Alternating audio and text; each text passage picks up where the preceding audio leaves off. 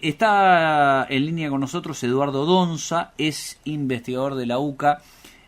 Con él vamos a hablar un ratito. Eduardo, ¿cómo le va? Federico y el equipo lo saluda. Sí, buenas tardes, gracias por el contacto. Bueno, más allá de que nos vamos a referir a lo que pasa con la pobreza, con el mercado de trabajo, siempre es importante tener este dato presente, ¿no? Cuando digo este dato es el de la inflación, que ha mostrado una aceleración en este último mes. Yo no sé si esto puede ser un síntoma de algo o incide también en aquellos índices que ustedes evalúan mes a mes, Eduardo. Sí, a ver, va incidiendo, ¿no? Porque es como que se van carcomiendo los ingresos de las familias, ¿no? La capacidad de compra. En una primera instancia, bueno, era un dato muy positivo que haya descendido el índice de precios al consumidor, la inflación, como se dice comúnmente, ¿no? Pero ahora, cuando ya nos quedan valores elevados y más o menos cercanos a un 3%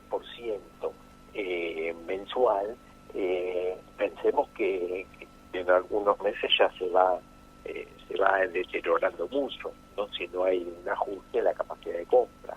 Entonces es una cuestión preocupante, ¿no? Claro. La baja muy fuerte de la pobreza se dio uno de los factores fundamentales cuando uno dice la baja con respecto a los valores cercanos al 52%, ¿no? de los primeros meses del año 2024. Uno de los factores importantes fue esto, ¿no? La cuestión positiva. A ver. Sí, lo estoy perdiendo un poquito, Eduardo, porque ahí no ¿Sí? sé, está un poquito floja la conectividad. A ver, ¿ahí me escucha bien? ¿Ahora me escuchas? Sí, ahora lo escucho mejor, sí. Sí. Entonces, es un dato que empieza a ser preocupante porque se va sosteniendo en el tiempo y son valores relevantes, como que con un 3% en menos de 3 meses ya se pierde el 10% de la capacidad de compra. Claro. ¿No? Bueno, en este caso el valor del INDEC da 2.1. 2.1 dio en el día de hoy, ¿no? El dato INDEC con respecto a la inflación. Pero bueno, lo que marcamos es también cambió la tendencia esta de bajista, ¿no? Que venía en los últimos 2 meses, creo. Claro, el tema es cuando se van acumulando, claro, ¿no? Y no hay una recuperación de la capacidad de compra, no hay una recuperación de los ingresos laborales en un contexto del mercado de trabajo que está cada vez más complejo, ¿no? Esa es la situación, ¿no? Porque si los ingresos se pueden ir recuperando, porque hay un mercado de trabajo más dinámico, porque los empresarios tienen expectativas de venta o tienen venta, bueno, dan esas pequeñas recuperaciones, digamos, ¿no? Porque lo vemos algo como positivo, estar en valores cercanos al 2%, o genéricamente yo digo a veces por debajo del 3%, pero porque venimos de aumentos muy fuertes mensuales, ¿no? Y esto, bueno, en la medición de la pobreza, que a ustedes también les preocupaba, también tiene un componente que es casi, podría decirlo, metodológico, pero que no es menor, es la composición de la canasta que se está utilizando, ¿no? Y esto tiene que ver mucho con el aumento, ¿no? Sí. De lo que son los alimentos por un lado y lo que son los gastos fijos que tenemos a través de los impuestos, los servicios, la electricidad, el gas, el agua, la que paga, para el que paga, el colegio de los chicos para el que lo paga, o los remedios, ¿no? Entonces, vivimos con una composición de canasta de los años 2004-2005, cuando muchos de estos precios estaban subvencionados y muchos estaban controlados, ¿no? Entonces, lo que tenemos actualmente es como un desbalance por el aumento que no fue proporcional de lo que son estos gastos fijos que tenemos y los gastos de alimentación y los gastos cotidianos, y de ahí la sensación de muchas personas de que, bueno, termino de pagar todos los gastos fijos del mes y después me queda poco para vivir. Claro. De hecho, Eduardo, yo calculo que esto usted también lo miden porque hacen, ¿no?, algo multicausal, me entiendo, desde la UCA.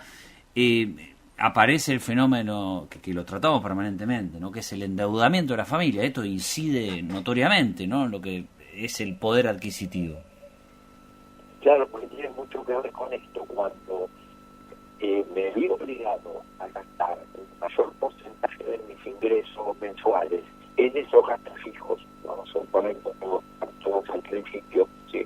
El alquiler, el que tiene prepaga, la prepaga, comprar los remedios para todo el mes, el colegio de los chicos si pagan, la electricidad, el gas, el agua, que en algunas regiones es algo bastante preocupante para muchas familias, y después queda poco, ¿no?, para el gasto cotidiano. ¿Y cómo equiparo eso del gasto cotidiano que no lo puedo hacer, ¿no? O en algún momento lo puedo ajustar, puedo pasar de primeras marcas a segundas, o comer alimentos más baratos. Algunas familias, en cuestiones extremas, saltear algunas comidas, ¿no? En algunos casos más extremos. Pero muchos que tienen la posibilidad de endeudarse, ya sea con una tarjeta, que un mes, 2 meses la puedo llevar un poco roleado y llevarla para adelante, pero después eso mismo va estallando con unos costos financieros muy elevados, tanto en las tarjetas como, peor todavía, en lo que son las billeteras virtuales, ¿no? La expansión de las billeteras virtuales, que fue algo muy positivo, porque fue el acceso a algo parecido a una bancarización para muchas familias, sobre todo de niveles socioeconómicos más bajos, pero también hacen una oferta, ¿sí? Que ante un caso de necesidad o un caso de no ser prevenido, terminamos endeudándonos con tasas muy altas, ¿no? Y después de varios meses, como empieza a pasar ahora, ¿no?, muchas personas, muchas familias tienen una deuda muy grande que afrontar con intereses muy altos, ¿no? Eso es el sobreendeudamiento y la morosidad en que está llegando, sí. Pero sí es una consecuencia de los niveles de ingresos bajos, del desequilibrio eso, porque aunque a alguna persona le hayan aumentado mensualmente por el índice de precios al consumidor, un componente que se hizo cada vez más importante en porcentaje del gasto del hogar, que son los ingresos, los servicios de mínima y los remedios, tuvieron evoluciones de precios mucho más elevadas, ¿sí?, que el ajuste por el cual se implementaron los salarios de ellos. Eduardo, eso lleva en instancia al ajuste después al endeudamiento y de mejora. Eduardo, déjeme preguntarle, porque sé que tenían algún tipo de indicador ustedes, o el último relevamiento, ¿qué pasó con el número de la pobreza? Usted está, por el seguimiento que hacemos, estaba viendo una tendencia a la baja. ¿Esto se ha frenado? ¿Qué nos puede contar sobre cómo estamos con el indicador de pobreza en el país? Sí, lo que nosotros hacemos, tenemos por un lado una encuesta propia, que la hacemos una vez por año, ¿no? De eso no hay datos recientes. Pero cuando calculamos la pobreza con la base oficial de la encuesta permanente de hogares del INDEC, y uno lo analiza por trimestre, sí. El INDEC presenta el dato de pobreza por semestre, pero cuando uno analiza por trimestre, ve que ya estamos como rebotando, ¿no? Que llegamos a niveles de población en situación de pobreza con los datos oficiales del 29%, y que en el último trimestre se elevó, del que hay datos, se elevó ya a un 30%. Es decir, empieza a hacer mella el empeoramiento en el mercado de trabajo, y cómo para las familias es cada vez más difícil recuperar el ingreso, ¿bien? Porque tuvimos como 2 años desde los primeros meses del 2024 en adelante que fue bajando sistemáticamente el nivel de pobreza, ¿no? Pero ahora estamos en un momento que hay como un empeoramiento. ¿Qué puede suponer uno?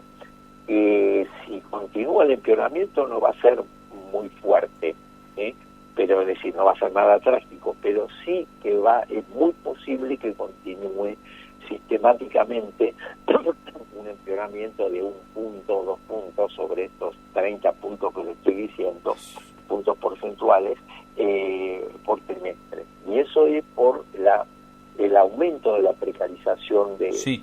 Eduardo, laboral, perdón, entonces me dice por trimestre por trimestre lo que queda, entonces 1 o 2 puntos puede llegar a subir de este 30 que está la pobreza. Sí, es posible que sí. sino en la coyuntura actual es posible que pase eso, ¿no? Sobre todo por las vamos a empezar a ver un poco más ahora no tasas de desocupaciones elevadas, porque el principal problema del mercado de trabajo en la Argentina es la precariedad laboral, no la desocupación, por un hecho hasta sencillo de que una familia que no tiene ingreso no puede darse el lujo de estar desocupado. Estoy buscando trabajo. No, se inventa un trabajo, un reciclado de residuos, un cartonero, se busca algo para ver qué se puede vender en la feria, el fin de semana, se hacen torta frita, sándwich o café para vender en la estación de tren. Es decir, la capacidad también de ir recreándose a través de los emprendimientos, pero sí que son de bajo nivel de retribución, es un trabajo por cuenta propia, que es un sector refugio, no es una mano de obra especializada, ¿no? Que tiene